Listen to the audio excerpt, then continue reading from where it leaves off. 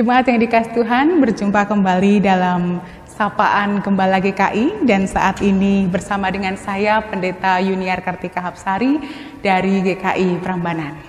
Jemaat dari kita sekalian pasti pernah mendengar istilah hidup bagaikan roda yang berputar. Sebagian kita juga pasti menilai demikian. Kadang ada di atas, kadang ada di bagian bawah, kadang ada di bagian samping, di tengah-tengah, yang tidak di atas juga tidak di bawah. Ketika kita mengatakan bahwa kehidupan kita bagaikan roda yang berputar ada di atas, itu menunjukkan bahwa kita ada dalam keadaan yang sukses, bahagia, berkelimpahan, sehat, dan sukacita. Tapi ketika kita mengatakan bahwa kehidupan kita sedang ada di bawah atau rodanya sedang berputar di bawah, maka mengartikan bahwa kita sedang ada dalam posisi yang tidak menyenangkan. Kita sakit, kita gagal, kita terpuruk, kita kecewa, mungkin ada dalam kondisi marah, dan sesuatu hal yang tidak pernah kita bayangkan atau tidak pernah kita inginkan.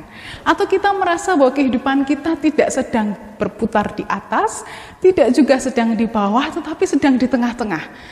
Ya, senang, tapi juga ada susahnya, sehat, tapi juga merasa lelah, dan kita merasa bahwa hidup kita biasa-biasa saja, tidak begitu wah, juga tidak begitu menyedihkan.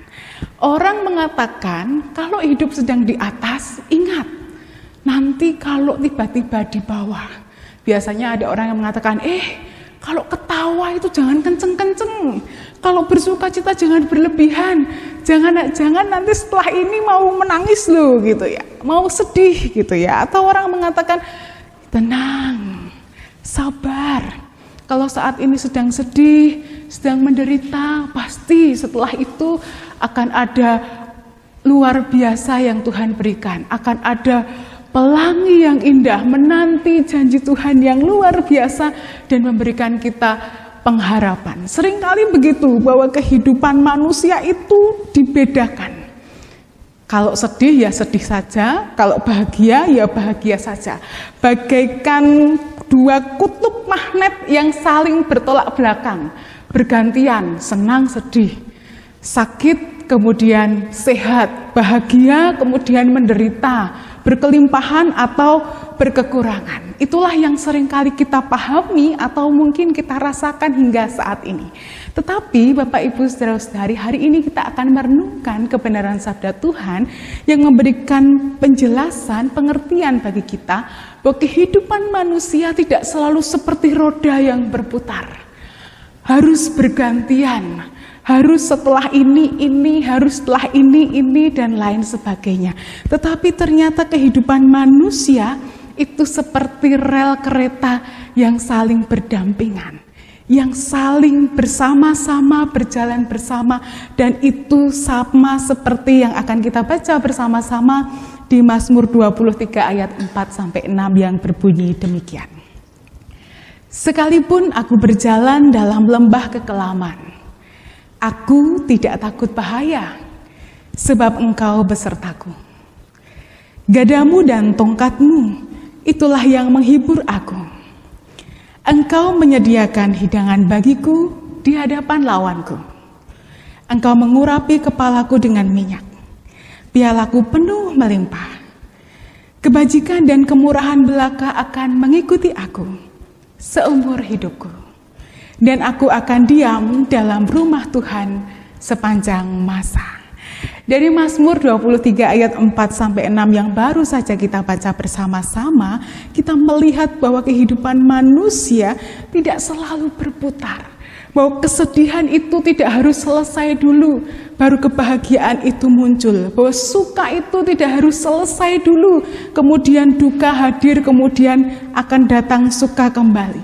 Bahwa di dalam Mazmur kita menemukan bahwa pergumulan yang dialami oleh Daud, dia rasakan sekaligus dengan pertolongan Tuhan yang hadir beriringan bersama-sama di dalam kehidupannya. Kita melihat bahwa kisah Mazmur 23 ini menggambarkan tentang kesesakan yang dialami oleh Daud. Karena ia dikejar-kejar oleh Raja Saul, kemudian dia ada di titik yang paling rendah karena dia merasa bahwa kehidupannya akan berakhir, sebentar lagi akan dibunuh. Tetapi justru kita melihat di dalam kesesakannya, di dalam ketakutannya, di dalam titik terendah di dalam hidupnya, justru ia mengungkapkan imannya yang begitu luar biasa. Bahkan ia menceritakan hal-hal baik yang telah diperbuat Allah baginya, yang dia rasakan bagaikan gembala yang betul-betul menggembalakan dombanya dengan sungguh. Ini merupakan pengalaman Daud ketika ia menjadi gembala. Ia berusaha untuk melakukan yang terbaik, menggembalakan domba-dombanya. Dan dia juga merasakan bahwa kasih Allah, pertolongan, tuntunan Allah sendiri bagaikan gembala yang selalu menggembalakan dombanya dengan setia dan dengan sungguh. Jadi Bapak Ibu saudara-saudari, apa yang dimaksud dengan lembah kekelaman? Mungkin kita membayangkan bahwa lembah kekelaman itu kesulitan, penderitaan, pergumulan ya. Jadi lembah kekelaman itu sebenarnya yang dimaksud oleh Daud adalah satu tempat yang sering dilalui Daud ketika ia menggembalakan domba-dombanya yang bernama En-Gedi. Tempatnya sangat gelap, berkelok-kelok, bahkan karena gelap tidak bisa melihat apa yang akan terjadi di depan atau siapa yang menghadang di tikungan berikutnya. Dia sama sekali tidak tahu, sangat gelap, menakutkan dan tidak dapat melihat apa-apa. Tetapi justru Daud menggambarkan di dalam keadaan yang gelap, tidak dapat melihat apa yang ada di depan, dia cemas akan apa yang akan menghadang di depan, tetapi dia mengatakan, sekalipun aku berjalan dalam lembah kekelaman dan di dalam bahaya, justru gada dan tongkat Tuhan yang menghibur. Nah, ini menggambarkan bahwa kehidupan manusia tidak seperti roda yang berputar, tidak selalu. Tetapi di sini seperti rel yang berjalan beriringan, berdampingan. Ketika ia dalam lembah kekelaman, berjalan di dalam ketakutan, lembah kekelaman dan ketakutannya tidak langsung hilang ketika ia mengaku bahwa Tuhan menghibur. Tetapi ia tetap harus menjalani lembah itu, ketakutan itu, kesulitan, penderitaan, dan dia juga merasakan bahwa tuntunan Tuhan, pertolongan Tuhan, gada dan tongkat Tuhan menghibur dia di dalam perjalanannya. Sama seperti ketika mungkin Bapak Ibu saudara-saudari di dalam masa pandemi ini, duka begitu dekat dengan kehidupan kita. Mungkin kita harus kehilangan orang-orang yang kita kasihi, orang-orang terdekat, baik karena pandemi ini atau karena sakit penyakit atau peristiwa yang lain. Ketika kita ada di dalam duka, penghiburan dari Tuhan itu tidak datang ketika dukanya berakhir. Tapi dalam keadaan duka, pada saat itu juga kita bisa merasakan penghiburan yang dari Tuhan. Berjalan bersama-sama. Ketika kita berduka, penghiburan Tuhan hadir bagi kita, memberikan kita kelegaan. Bahwa orang-orang yang kita kasihi, sekalipun berpisah dengan kita, tetapi ia bersama dengan Tuhan. Dan kelegaan yang lain ketika kita ada dalam duka, pada saat itu juga Tuhan hadir memberikan penghiburan bagi kita. Lewat setiap dukungan, doa, perhatian, bahkan bantuan dan pertolongan dari orang-orang yang hadir ketika kita sedang berduka. Duka itu tidak langsung hilang, duka itu tidak langsung lenyap. Tetapi kita bisa merasakan bahwa gembala yang baik itu terus menuntun dan memberikan pertolongan. Begitu juga yang kita temukan di ayat 5 yang mengatakan, Engkau menyediakan hidangan di hadapan lawanku. Tuhan tidak memberkati kita menunggu dulu, selesai perang dulu, atau setelah perang dulu, atau sebelum, atau ketika mau maju perang dulu, baru diberi hidangan, tidak. Tetapi di situ dikatakan, Engkau menyediakan hidangan di hadapan lawanku. Sama seperti ketika kita ada dalam ketakutan, kecemasan, kita merasa hidup kita penuh dengan sesuatu hal yang tidak pasti, tetapi pada saat itu juga Tuhan menyediakan berkat bagi kita, memberikan hidangan yang bisa memberikan kita kekuatan, bisa memberikan kita harapan untuk terus menjalani kehidupan kita. Daud juga mengatakan bahwa Tuhan mengurapi kepalanya dengan minyak, bahkan pialanya penuh melimpah. Jadi tidak hanya sedikit cerit-cerit, tetapi begitu luar biasa pertolongan dan berkat Tuhan yang hadir di dalam kehidupan Daud yang ia saksikan. Sama dengan kehidupan kita, Bapak Ibu Saudara-saudari. Mungkin saat ini kita juga merasa ada dalam lembah kekelaman. Kita merasa bahwa kehidupan ekonomi kita seperti ada dalam lembah kekelaman. Dalam masa pandemi ini begitu sulit ketika kita menjalankan aktivitas kita, pekerjaan kita, usaha kita. Tetapi satu hal yang terus kita imani bahwa Tuhan Sang Gembala itu ada memberikan pertolongan dan penghiburan bagi kita. Ketika kita merasa bahwa aktivitas kita terbatas, kita merasa bahwa ancaman virus itu begitu dekat dengan kita, membuat kita takut, membuat kita bimbang, tetapi pada saat itu juga kita merasakan bahwa ternyata begitu besar pertolongan Tuhan dan tuntunan Tuhan sampai hari ini dan hari-hari yang akan datang terus kita rasakan sampai kita tidak sadar bahwa ternyata banyak sekali kasih Tuhan yang meliputi kehidupan kita dan memenuhi kehidupan kita sehari-hari.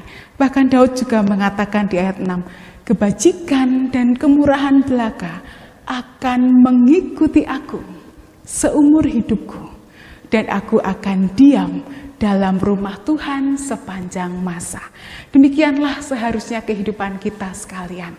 Sekalipun kita ada dalam penderitaan, ketakutan, kita ada di dalam masa-masa yang menyedihkan, membuat kita kecewa, membuat kita terpuruk, bahkan putus asa.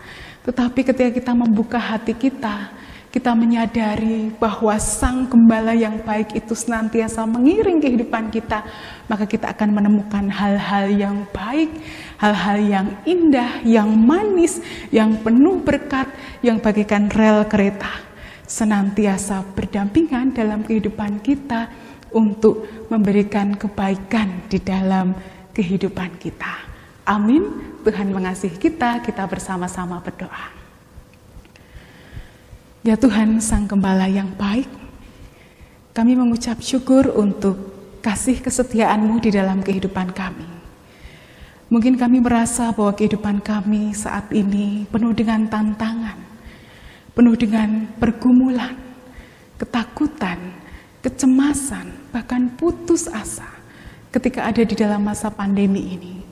Tetapi kami tahu Tuhan, bahwa Engkau Gembala yang baik itu tidak pernah meninggalkan kami.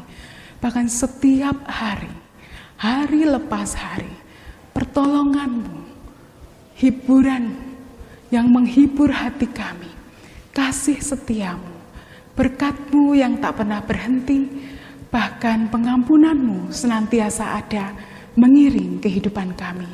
Biarlah kami tetap percaya kepada Tuhan. Biarlah kami seperti domba-domba yang senantiasa mendengarkan suara Sang Gembala kami, mengikuti langkahnya, dan juga hidup di dalam bimbingannya. Sehingga ketika kami ada di dalam lembah kekelaman sekalipun, kami tidak akan takut karena Engkau beserta dengan kami. Kami menyerahkan kehidupan kami sepenuhnya dalam kuasa Tuhan. Pergumulan kami, kesehatan kami, pekerjaan, usaha yang kami jalankan, pendidikan kami atau pendidikan anak-anak kami, setiap hal yang saat ini menjadi pergumulan kami juga kami serahkan kepada Tuhan. Di dalam nama Tuhan Yesus Kristus, Sang Gembala yang baik, kami berdoa dan memohon. Amin.